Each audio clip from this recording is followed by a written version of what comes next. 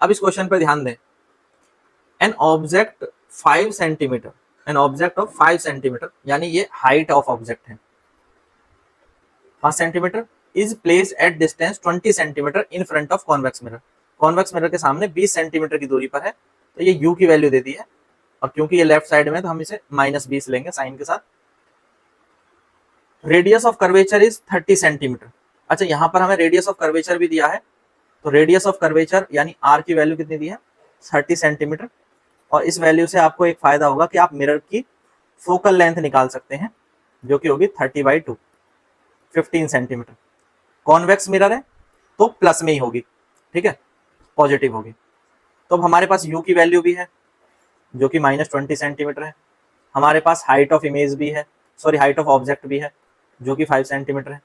तो हमें निकालना क्या है, हमें v की वैल्यू भी निकालनी है, हाइट ऑफ इमेज भी कैलकुलेट करना है, और नेचर भी बतानी है, नेचर ऑफ इमेज। ये सब काम हमें करना है इस क्वेश्चन में, ठीक है। एक एक करके देखते हैं।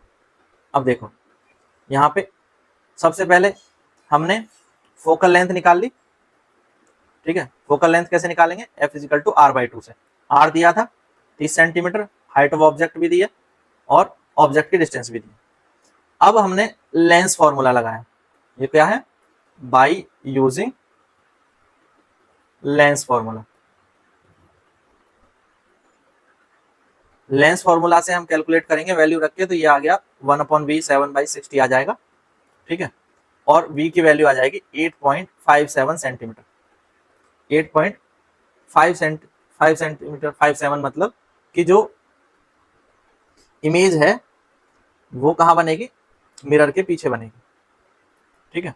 और कितनी दूरी पर बनेगी, 8.57 सेंटीमीटर की दूरी पर बनेगी। अब हमें मैग्निफिकेशन निकालना है, तो हम निकालेंगे तो -v/u का यूज करेंगे। v की वैल्यू आ चुकी है 8.57, u की वैल्यू हमें दी थी -20, तो इन दोनों को कैलकुलेट करोगे तो ये वैल्यू आपकी आ जाएगी 0.428, ठीक है। मैग्निफिकेशन का फॉर्मूला है ये हमारा।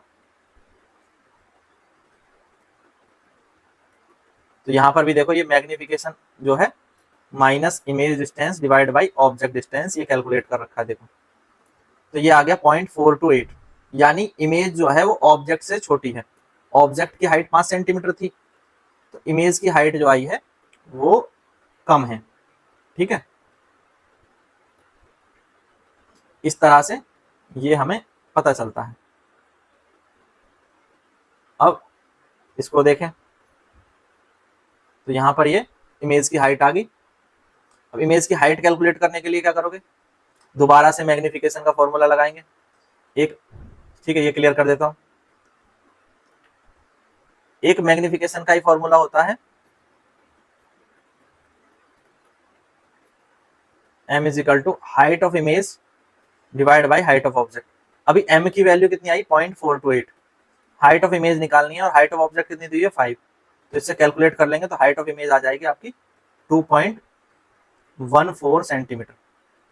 ये यहाँ पर आ गई, ये देखो, ठीक है। मैग्निफिकेशन इस तरह से हम कैलकुलेट करते हैं, m होता है तो 2.14 सेंटीमीटर, ये आ गया।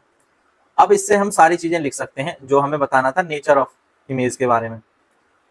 नेचर ऑफ इमेज के बारे में क्या क्या बता सकते हैं हम, नेचर ऑफ इमेज के बारे में क्या क्या नेचर है इमेज की।